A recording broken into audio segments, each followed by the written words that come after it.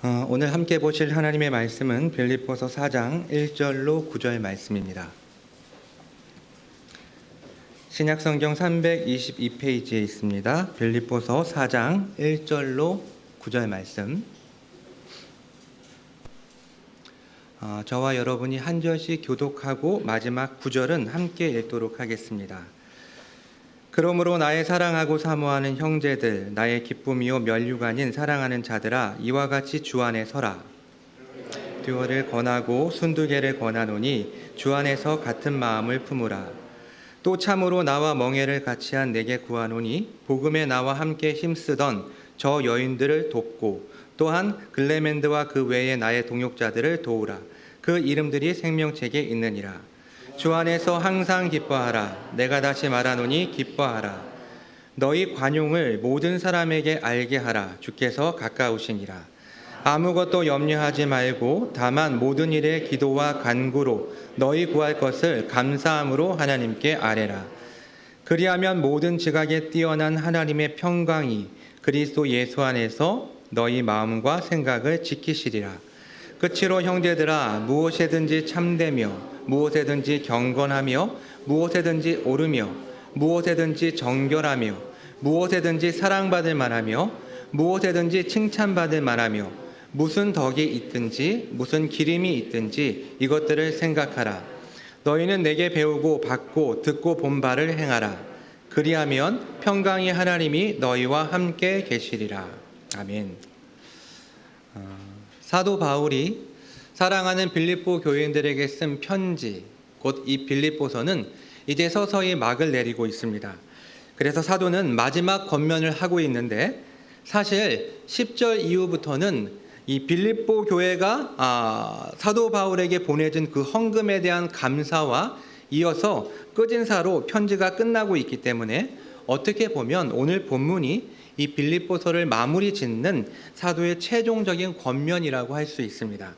그런데 제가 오늘 이 설교 제목을 지으면서 그리스도인들을 향한 권면 또는 빌립보 교인들을 향한 권면이라고 짓지 않고 그리스도인의 노하우라고 설교 제목을 지은 이유는 사도가 빌립보 교회와 특별한 관계를 맺고 있었고 실제로 사도는 어떻게 보면 이 자식과도 같은 빌립보 교인들을 향해 잔소리나 훈화 말씀을 하고 있는 것이 아니라 실제로 자신이 주님과의 관계 속에서 체득한 지식, 요령, 이 방법 등을 전수하고 있는 듯한 느낌이 들었기 때문입니다.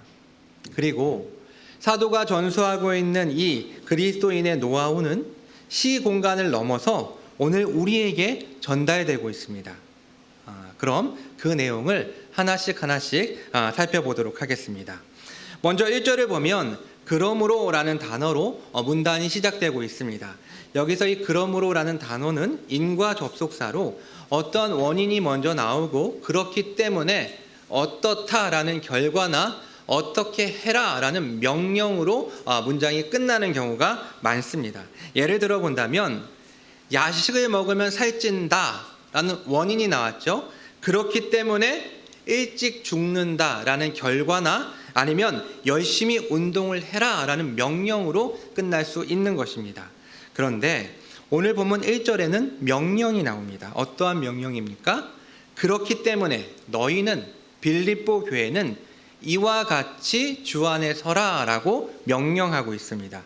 그렇다면 사도는 어떠한 이유 때문에 어떠한 원인 때문에 빌립보 교인들을 향해서 주 안에서 서라고 명령한 것일까요? 우리의 시민권은 하늘에 있고 우리는 이미 하나님 나라의 백성이 되었기 때문에 주님께서 강림하실 때 예수 그리스도가 재림하시는 그날에 낮은 우리의 몸은 영광스러운 그리스도가 부활하신 것처럼 영광스러운 몸으로 될 것이기 때문에 너희는 주 안에서 굳게 서라는 것입니다. 여기서 서다라는 이 단어는 군사적인 용어로 군인이 자신의 자리를 지키고 있는 것, 자신의 자리를 고수하고 있는 것을 의미합니다. 곧 신자로서 이 세상 속에서 살아가는 것은 결코 녹록지 않고 특별히 이 로마 제국의 위협과 유대주의자들의 공격 그리고 신자로서 살아가면서 필연적으로 부딪힐 수밖에 없는 이 세상 사람들 세상 시민들과의 갈등과 그런 반목 속에서 신자로서 너희는 주님 안에서 굳건히 견고히 너희가 있어야 할 자리를 지키라고 사도는 지금 권하고 있는 것입니다. 그러면서 사도는 세 가지의 구체적인 노하우를 말해주고 있습니다. 첫 번째, 사도는 주 안에서 같은 마음을 품으라고 말하고 있습니다. 주 안에서 같은 마음을 품으라. 우리 2절 말씀과 3절 말씀을 다시 한번 읽어보도록 하겠습니다. 내가 유오디아를 권하고 순두개를 권하노니 주 안에서 같은 마음을 품으라. 또 참으로 나와 멍에를 같이 한 내게 구하노니 복음에 나와 함께 힘쓰던 저 여인들을 돕고 또한 글레멘드와 그 외에 나의 동역자들을 도우라. 그 이름들이 생명책에 있느니라. 먼저 신약 성경은 헬라어로 기록되어 있는데 헬라어는 단어 사용에 따라서 이것이 남성형인지 여성형인지를 구분할 수가 있습니다. 그런데 이 유오디아와 순두개는 모두 여성형 단어로서 우리는 이 두 사람이 여성이라는 것을 알 수가 있습니다. 사도행전 16장에서 루디아라는 여성이 나옵니다. 이 사람은 빌립보 성의 첫 번째 신자였습니다. 루디아 때문인지는 몰라도 빌립보 교회 안에는 여성 리더십이 큰 영향력을 미쳤던 것 같습니다. 아마도 이 유오디아와 순두개는 빌립보 교회 안에 여집사였을 것이고, 분명한 것은 두 사람 모두 바울과 함께 그리고 다른 동역자들과 함께 복음 전파에 힘을 쓴 사람들이었다는 것입니다. 혹자들은 이 루디아라는 이름이 실명이 아니기 때문에 이 루디아에서 온 어떤 사람을 지칭하고 있는 것이기 때문에 이 유오디아나 순두개 중에 이 둘 중에 한 명이 루디아의 것이다 라고 주장하는 사람들도 있습니다. 자, 그런데 어떤 이유인지 분명하게 알 수는 없지만 지금 이 두 여인 사이에 다툼이 일어나게 되었고, 이로 인해 교회 하나됨에 이 큰 문제가 발생하게 된 것입니다. 그래서 사도는 이에 대한 처방으로 두 여인을 향해서 주 안에서 같은 마음을 품으라고 당부했습니다. 뿐만 아니라 나와 멍에를 같이 한 너, 이게 물론 어떤 개인이 될 수도 있지만 문맥상 아마도 사도가 이 빌립보 교회 전체를 너라고 지칭하고 있는 것으로 보이고, 결국 사도는 빌립보 교회 전체를 향해서 글레멘드와 그 밖에 나의 동역자들과 함께 복음 전하는 일에 수고한 이 여인들을, 이 생명책에 이름이 기록된 이 여인들을 도우라고, 도와주라고, 화해할 수 있도록 도우라고 부탁을 하고 있습니다. 그러니까 사도는 이 문제를 두 사람만의 이 감정 싸움으로 보지 말고 교회 전체가 개입해서 이 문제를 적극적으로 해결하라고 당부하고 있는 것입니다. 우리는 문제가 있는 사람이 있으면 그 사람을 안 보고 내가 나가던 네가 나가던 누군가 한 명이 떠나야 한다라고 생각할 때가 있지만, 사도는 비록 이 유오디아와 순두개가 현재 교회의 하나됨을 깨트리고는 있지만 그들은 생명책에 기록된 신자, 곧 영원한 나라에서 영원히 함께하게 될 한 가족이기 때문에 교회는 이들을 비난하거나 배척해서는 안 되고 화해할 수 있도록 도와주어야 한다라고 말하고 있습니다. 이제 사도는 두 번째 신자의 노하우를 말하고 있습니다. 그것은 주 안에서 항상 기뻐하라는 것입니다. 여기서 기쁨은 빌립보서 전체를 관통하고 있는 큰 주제라고 할 수가 있는데, 자, 그렇다면 어떻게 우리는 항상 기뻐할 수가 있을까요? 사도는 여기에서 기쁨의 두 가지 비결에 대해서 우리에게 설명해 주고 있습니다. 첫 번째 기쁨의 비결은 너희 관용을 모든 사람에게 알게 하라는 것입니다. 너희 관용을 모든 사람이 알 수 있도록 해라. 관용, 여기서 관용은 순한, 친절한, 관대함이라는 뜻을 가지고 있습니다. 성경이 말하는 관용은 진리를 양보하거나 무조건적으로 용서를 구하는 것을 의미하는 것이 아닙니다. 진리나 원칙에 있어서는 타협이나 양보를 해서는 안 됩니다. 하지만 그 원칙과 진리를 적용하는 실제적인 상황에서, 실제적인 삶에서 자신의 권리를 제한하거나 다른 사람들을 배려하는 것이 관용이라고 말할 수가 있습니다. 하지만 오늘날의 사람들은 어떻습니까? 어떤 일에 있어서 자기 자신은 너무나도 쉽게 합리화를 시키지만 다른 사람들에게는 관용 없이 엄격한 요구를 하는 경우들이 많습니다. 그러니까 현대인들을 보면 이런 관용의 정신이 부족한 것 같습니다. 코로나가 맨 처음 유행했을 때, 물론 방역 수칙을 어겨서 감염이 되었을 때는 다른 사람들로부터 비난을 받는 것이 마땅하지만, 평범한 일상생활을 하다가 감염이 된 사람들도 주변 사람들에 의해 눈초리를 받거나 비난을 받는 경우가 허다했습니다. 자신도 충분히 그런 경우를 맞을 수가 있고, 자신도 충분히 그런 상황에 놓일 수도 있는데, 다른 사람에게는 관용 없이 엄격한 요구를 하는 것이죠. 자, 그렇다면 왜 사람들은 관용하지 못하는 것일까요? 왜 자신의 권리를 제한하지 못하고 다른 사람들을 배려하지 못하는 것일까요? 억울하기 때문입니다.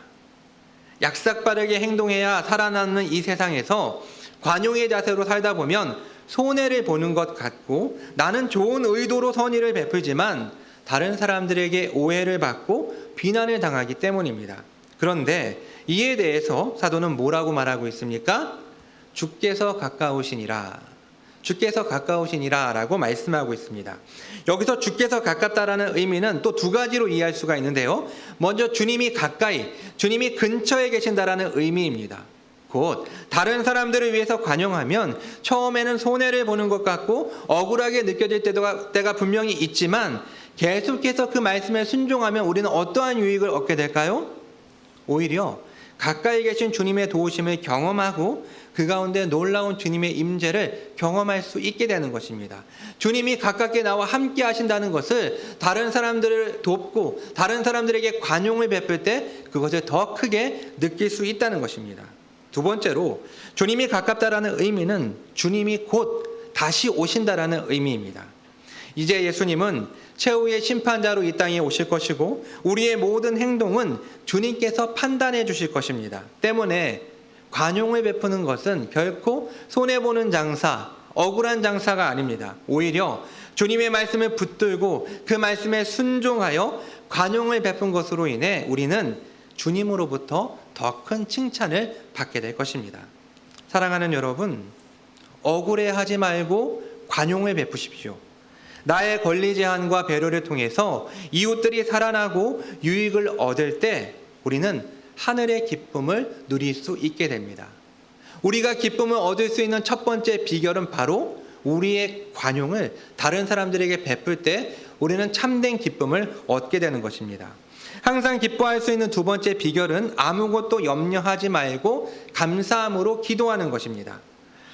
교회 생활을 하면서 우리는 예배 중에 선포되는 하나님의 말씀을 통해서 깊은 은혜를 경험하고, 또 교회 안에서 성도들의 교제와 그리고 책 나눔, 또 다양한 교육 프로그램이나 훈련 과정들을 통해서, 수련회를 통해서 큰 은혜를 받기도 합니다. 그런데 이렇게 은혜를 받고 그 은혜를 사람들 앞에서 간증할 정도로 많은 변화를 누렸던 사람이 시간이 지나면서 시들해지고 희미해지는 것을 우리는 보게 됩니다. 왜 이런 일이 일어나게 되는 것일까요? 왜 시간이 지나면서 그 은혜가 시들해지고 그 은혜가 희미해져 가는 것과 같은 이런 느낌, 이러한 경험은 왜 일어나게 되는 것일까요? 가장 큰 이유는 기도하지 않기 때문입니다. 기도 없이 실제적인 성장과 성숙은 결코 일어날 수가 없습니다. 오늘날 한국교회는 현란한 예배와 다양한 프로그램 등 과거 교회와는 비교할 수 없을 정도로 최첨단의 하드웨어와 소프트웨어로 무장하고 있습니다. 그런데 가장 중요한 것이 빠졌습니다. 뭘까요? 기도예요. 기도하지 않는 거예요. 기도의 양과 기도의 질이 과거보다 오히려 더 퇴보하고 있습니다. 옛날에는 산기도 가서 나무뿌리 하나 캐온다 라는 그런 목표를 가지고 열심히 기도하고 열심히 새벽마다 밤마다 기도를 했지만, 오늘날 교회들은 기도하지 않는 신자들, 기도하지 않는 교회들이 넘쳐나고 있는 것입니다. 교인들의 입에서 가장 많이 언급되는 단어지만 가장 실천이 되지 않는 단어가 바로 기도입니다. 그런데 사도는 기도하라라고 말하면서 가장 먼저 뭐라고 말하고 있습니까? 아무것도 염려하지 말라고 말하고 있습니다. 그런데 여기서 사도가 말하는 염려하지 말라는 의미는 모든 염려를 금지하는 것은 아닙니다. 아시다시피 하나님의 뜻대로 하는 염려와 근심은 오히려 그것이 우리를 구원으로 인도하고 구원으로 이끕니다. 그래서 마땅히 신자라면 자신의 영혼을 위한 염려, 교회를 위한 염려, 그리고 또 우리 이웃의 안위를 위한 염려를 해야 합니다. 그러니까 사도가 금지하고 있는 염려는 우리의 삶 속에서 대부분 일어나지 않은 일들에 대한 염려, 그리고 과정과 결과를 자신이 책임지려고 하는 데서 오는 걱정과 염려를 의미하는 것입니다. 여러분, 물론 열심히 살려고 하는 것 자체가 나쁜 일은 아닙니다. 오히려 우리는 하나님께서 우리에게 주신 이 삶을 성실하게 살아내야 할 의무가 있습니다. 하지만 대부분의 걱정과 근심과 염려는 하나님에 대한 불신에서, 곧 하나님이 하셔야 할 영역을 내가 이루려고 하는 욕심과 집착이 가져오는 감정입니다. 따라서 사도는 이것을 금지하고 있는 것입니다. 곧 하나님께 모든 것을 맡기고 모든 것을 내려놓고 감사함으로, 곧 자족함으로 기도하라는 것입니다. 사랑하는 여러분, 자기 영혼의 거듭남을 확인하는 가장 확실한 증거는 바로 하나님을 사랑하는가 사랑하지 않는가를 테스트하는 것입니다. 내가 하나님을 사랑하는가? 이렇게 하나님을 사랑하는 사람들에게는 두 가지의 특징이 나타나게 되는데, 첫 번째는 영적인 기쁨이고 두 번째는 하나님과 사귐으로서의 참된 기도가 시작되는 것입니다. 결국 기도하지 않는 것은 하나님을 사랑하지 않는 것이고, 하나님을 사랑하지 않는다라는 것은 내가 거듭나지 않았다라는 반증입니다. 여러분을 질책하는 말이 아닙니다. 여러분이 신자로서 기도하는 기쁨과 즐거움을 알지 못하고 누리지 못한다면 신앙생활의 대부분을 놓치는 것, 아니 엄격하게 이야기한다면 아직 본격적인 신앙생활이 시작되지 않은 것입니다. 신자인데 기도하지 않는 것은 가수가 노래를 하지 않는 것과 똑같습니다. 수학 박사가 구구단을 외우지 못하는 것과 똑같죠. 컴퓨터 프로그래머가 컴맹인 것과 똑같은 것입니다. 너무 바빠서 기도할 시간이 없다고요? 아무리 바쁜 사람도 시간을 쪼개서 유튜브를 봅니다. 여러분은 하루에 유튜브를 얼마나 들여다보고 있습니까? 내가 하루에 유튜브를 들여다보는 만큼만 기도한다면 결코 짧은 시간 동안 기도하지 않을 것입니다. 어떻게 기도해야 할지 모르겠다고요? 예수님께서는 산상설교 중에 중요한 기도의 방법론을 말씀해 주셨는데, 마태복음 6장 6절을 보면 이렇게 기록되어 있습니다. 너는 기도할 때에 내 골방에 들어가 문을 닫고 은밀한 중에 계신 내 아버지께 기도하라. 은밀한 중에 보시는 내 아버지께서 갚으시리라. 그 누구에게도 방해받지 않는 기도의 골방을 만들어야 합니다. 이건 어떤 물리적인 공간을 말하는 것이 아니라 내가 하나님께 집중할 수 있는 시간과 그런 환경을 말하는 것입니다. 많은 사람들이 있는 곳도 괜찮습니다. 어떠한 혼란한 시간이라도 괜찮습니다. 하지만 내가 정해진 시간에 하나님을 만날 수 있는 기도의 골방 속에서 우리는 하나님께 기도해야 합니다. 어떻게 보면 가장 귀한 것을 우리에게 아낌없이 내어주신 하나님이 우리에게 염려와 근심을 주시는 이유는 우리를 기도의 자리로 초대하시는 것입니다. 우리는 이러한 걱정과 근심과 염려 때문에 주님께 오히려 더 가까이 나아갈 수 있는 것입니다.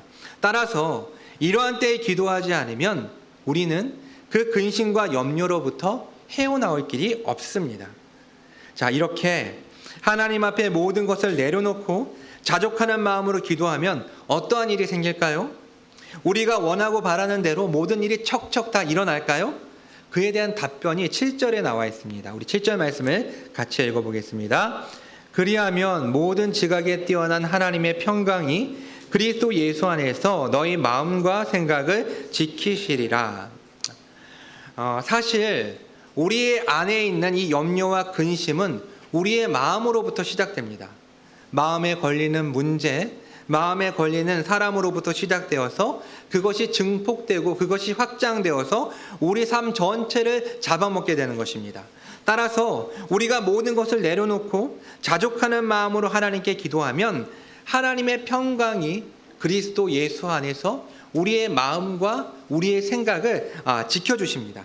우리가 기도할 때 물론 우리가 바라고 원하는 것들이 즉각적으로 이루어질 수도 있습니다. 하지만 근본적인 기도의 응답은 하나님의 평강이 우리의 마음과 우리의 생각을 지켜주시는 것입니다. 여러분, 시편을 보면 시인들이 어떤 문제에 대해서 하나님 앞에서 아파하고 탄식하며 기도를 시작하는데 어느 순간부터 그 기도가 찬양과 감사와 승리로 끝나는 것을 우리는 보게 됩니다.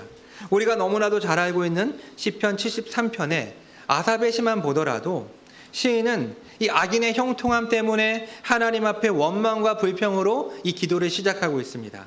그들은 죽을 때도 고통이 없고 힘이 있고 고난과 재앙도 없고 또 소득은 마음의 소원보다도 많고 악행을 저지르면서 하나님이 어떻게 알까라고 조롱하고 그래도 그들은 항상 평안하고 그들의 재물은 늘어만 가고 있습니다.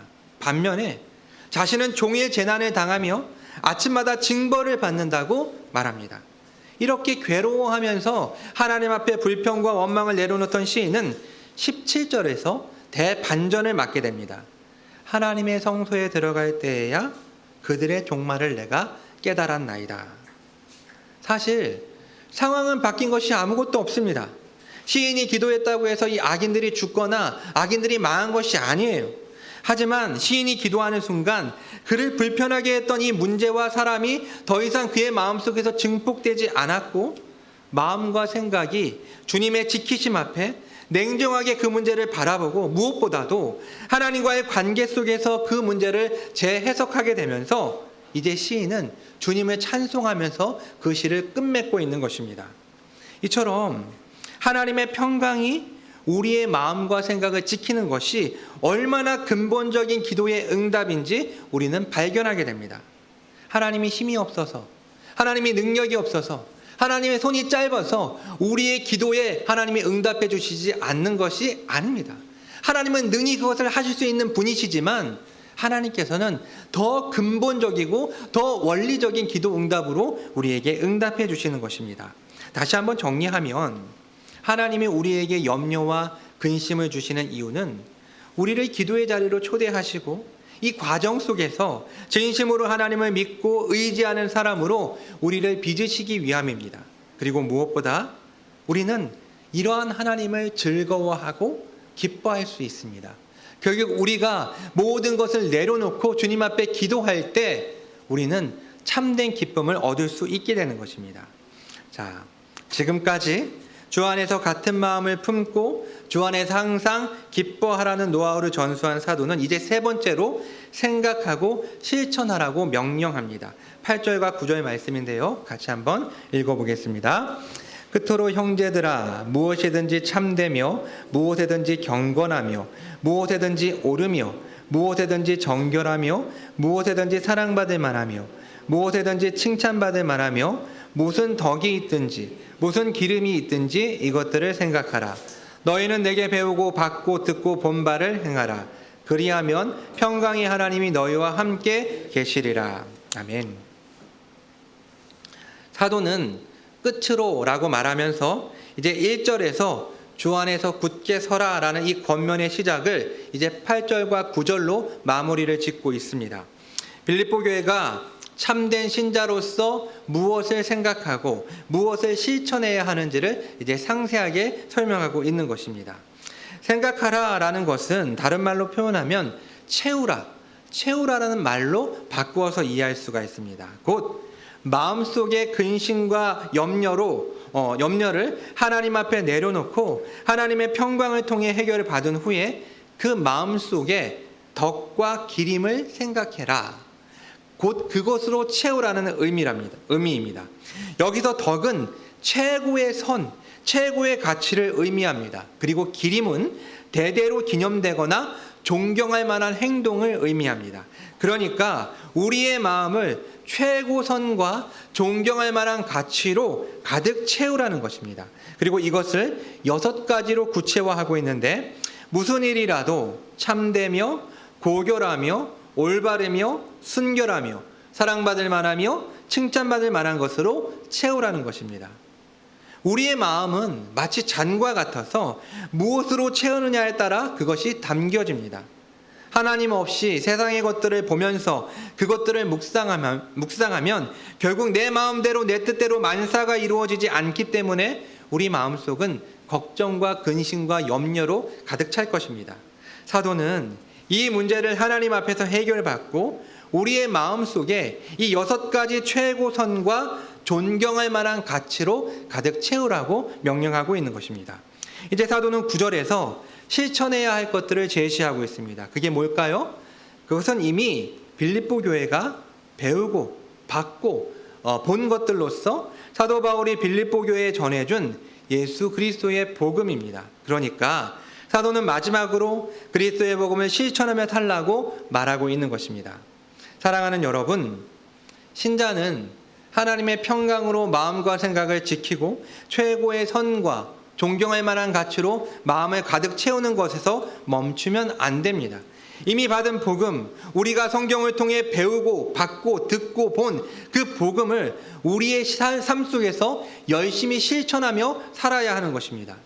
많은 사람들이 복음을 알고 그 복음의 내용에 동의하지만 삶을 통해서 그 복음을 실천하며 살지는 않고 있습니다. 여러분, 그것은 아는 것이 아닙니다. 성경이 말하고 있는 알문, 실제로 그것이 우리의 삶 속에서 행해지고 경험되는 것이 실제로 우리가 안다라고 표현할 수 있는 것입니다. 삶이 없는 기독교, 행함이 없는 복음에 대한 동의, 그것은 진리가 아닙니다. 성경은, 그리고 오늘 말씀은 우리에게 그 복음을 행하라고, 그 복음의 삶을 통해 실천하라고 명령하고 있습니다. 이렇게 사도는 자신의 신앙 노하우를 빌립보 교인들에게 전수해 주었습니다. 다시 생각해봐도 이것은 메마른 잔소리나 그리고 죽어있는 논리가 아니라 사도 자신이 직접 경험했던 이 체험적인 진리를 사랑하고 사모하는 형제들, 나의 기쁨이요 면류관인 사랑하는 빌립보 교인들에게 전수해 준 것입니다. 가장 먼저 사도는 주 안에서 한 마음을, 같은 마음을 품으라고 말하고 있습니다. 이것은 곧 교회의 연합과 일치를 의미합니다. 교회의 통일성, 곧 교회의 하나됨은 교회가 가지고 있는 가장 중요한 특징 가운데 하나이지만 실상 교회 안에서 다툼과 분쟁이 사라지는 것을 우리는 기대할 수가 없습니다. 주님이 다시 오시기 전까지 교회에서는 이 다툼과 분쟁이 계속 진행될 수밖에 없는 것이죠. 왜 그럴까요?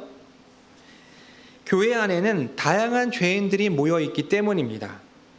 교회의 멤버는 모두 죄인입니다. 저도 죄인이고 여러분도 죄인이고 우리 모두는 용서받은 죄인입니다.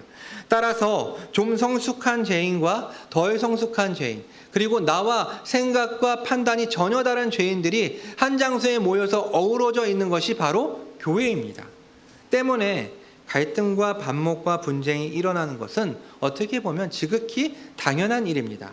그렇기 때문에 건강한 교회와 건강하지 못한 교회의 차이는 그 교회에 분쟁이 있냐 없느냐, 그 교회에 문제가 있냐 없냐로 구분할 수 있는 것이 아닙니다. 모든 교회는 분쟁과 다툼과 문제가 있습니다. 다만 그것을 어떻게 처리하느냐가 그 교회의 건강함을 나타내주고 있는 것이죠. 결혼한 부부의 비유를 해볼까요? 건강한 부부는 어떨까요? 싸우냐 안 싸우냐의 문제로 그 건강의 유무를 판단할 수 있는 것은 아닙니다. 물론 간혹가다 싸우지 않는 부부들이 있죠.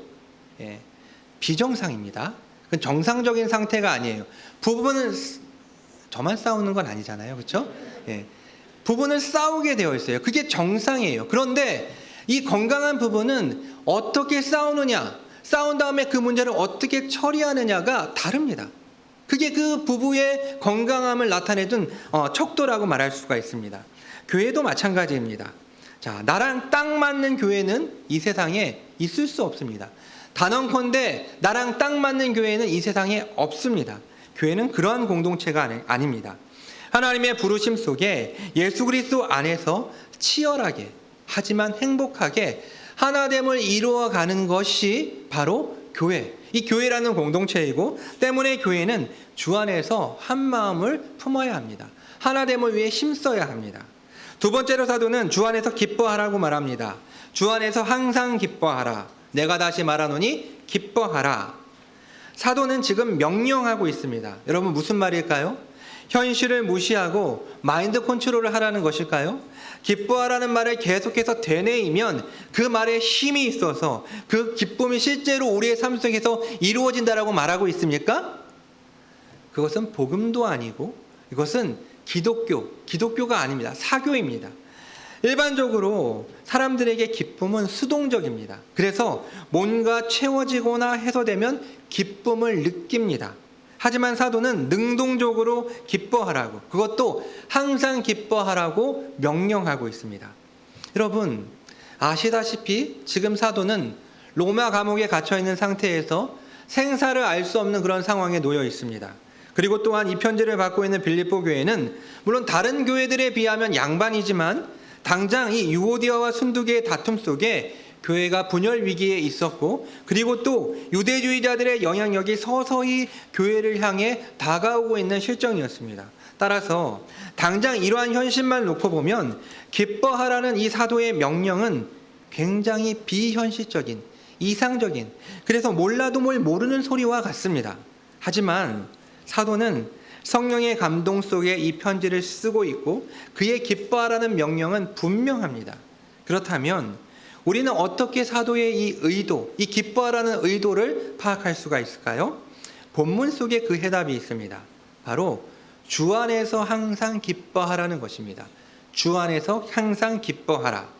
자, 이 말은 예수님을 믿으면 모든 고통과 문제가 해결되어서 기쁨을 느끼게 된다는 말이 아닙니다. 예수를 믿고 난 후에도, 신자가 되어서도 이 세상에서 살아가는 동안에는 끊임없이 고통이 있고 문제가 발생합니다. 자, 그렇다면 주 안에서 항상 기뻐하라라는 이 말은 어떠한 의미일까요?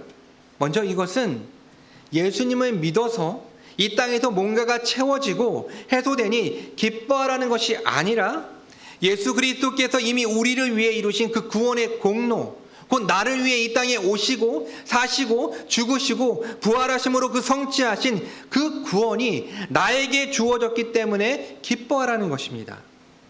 예수 그리스도를 믿는 신자는 실제로 그 예수님의 공로가 그 삶 속에 적용되었고 그 선물을 받은 사람들입니다. 때문에 그 선물은 이 세상의 그 어떠한 것보다도 가치가 있고 고귀한 것입니다. 따라서 신자는 이 세상 속에서 비록 아픈 일이 있고 실패하고 고통스러운 경험 속에서도 기뻐할 수 있게 되는 것입니다.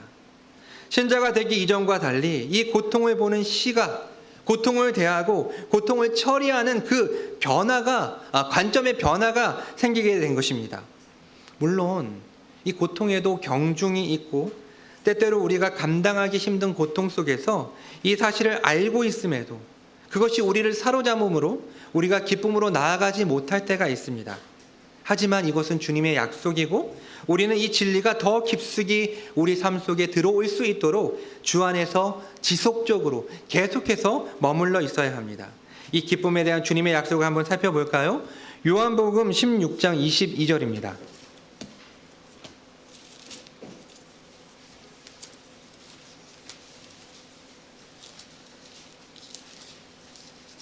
요한복음 16장 22절 같이 한 목소리를 읽어보도록 하겠습니다.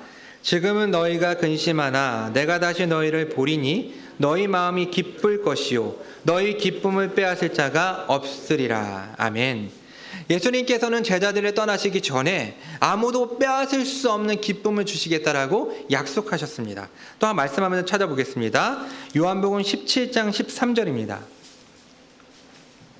예수님께서는 성부께 기도하시면서 제자들을 위한 기도를 이렇게 하시는 것이죠. 한번 17장 17절 한번 13절 읽어보겠습니다. 지금 내가 아버지께로 가오니 내가 세상에서 이 말을 하옵는 것은 그들로 내 기쁨을 그들 안에 충만히 가지게 하려 함이니이다. 아멘.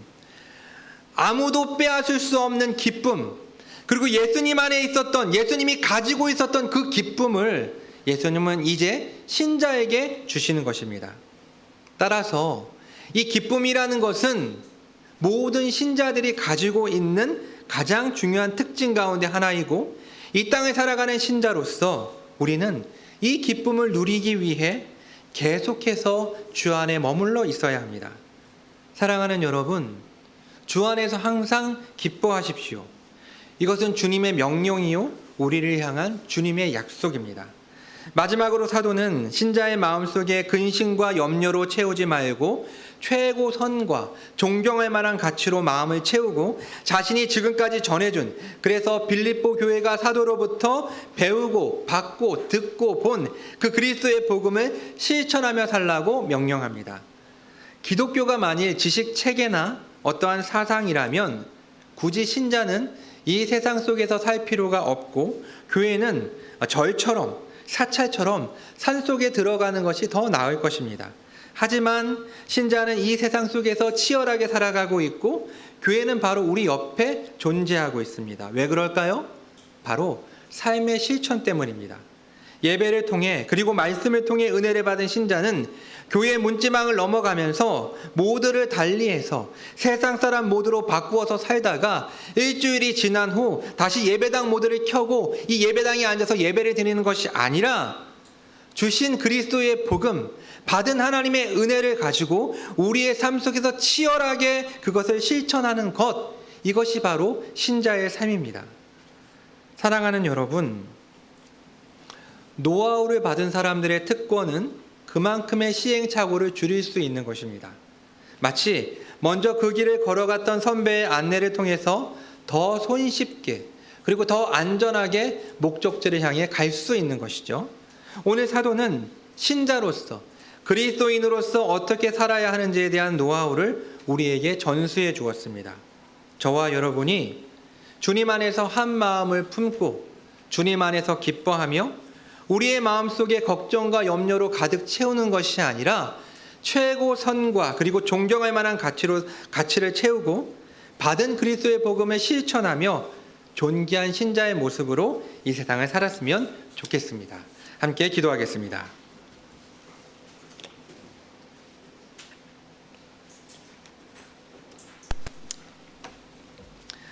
주님께서는 오늘 우리에게 주 안에서 한 마음을 갖고 주 안에서 기뻐하고 우리의 마음속에 염려가 아닌 참되고 거룩한 것을 채워 받은 은혜, 그리스도의 복음을 실천하며 살라고 명령하십니다.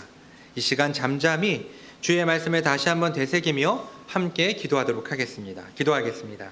거룩하신 아버지 하나님, 오늘도 저희와 함께하여 주시고 이 말씀을 통해서 이 땅을 살아가고 있는 신자가 어떻게 살아가야 할지 사도 바울을 통해 그리스도인의 노하우를 우리에게 전해주시니 참으로 감사를 드립니다. 저희가 주님 안에서 같은 마음을 품고 주 안에서 항상 기뻐하며 저의 마음속에 걱정과 염려로 가득 채우는 것이 아니라 그리스도의 평강으로 저희들의 마음과 생각을 지키고 저의 마음속에 오직 최고 선과 아버지 하나님 존경할 만한 가치들을 채워 아버지 하나님의 복음을 실천하며 살아가는 것이 참된 신자의 삶이라고 사도는 우리에게 격려하고 독려하고 있습니다. 하나님 아버지, 사랑하는 주의 권속들이 이 말씀을 가슴에 새기고 이 말씀이 저희들의 삶 속에서 실천되어지는 삶을 살아갈 수 있도록 인도해 주시옵소서. 아직도 너무나도 연약하기 때문에, 아직도 너무나도 부족하기 때문에 말씀을 실천할 수 있는 힘과 능력이 없다면 주님께서 그 손을 잡아 일으켜 주시고 주님께서 새로운 힘을 공급하여 주셔서 이 말씀을 듣고 이 말씀을 붙들고 하나님 앞에 아버지를 애쓰고 몸부림치면서 이 말씀을 실천해 나갈 수 있는 사랑하는 주의 권속들이 될 수 있도록 은혜를 베풀어 주시옵소서. 주님, 오늘도 주의 말씀을 저희가 마음에 새깁니다. 아버지 하나님, 이 말씀을 온전히 저희 삶 속에서 실천되게 하여 주시옵소서. 하나님 아버지, 사도 바울이 빌립보 교회를 향한 편지의 막바지에 쓴 이 신자의 노하우를 통해 오늘 저희가 예수 그리스도를 믿는 신자로서 어떻게 살아야 하는지를 말씀해 주시니 감사합니다. 저희의 삶 전체가 주 안에 머물러 있는 삶이 되기를 원합니다. 그래서 주 안에서 한 마음을 품어 온전한 하나됨을 이루어가고 슬픔 많고 고통스러운 이 세상 속에서 주님께서 약속하신 그 기쁨, 빼앗기지 않는 기쁨을 누리며 살게 해 주시옵소서.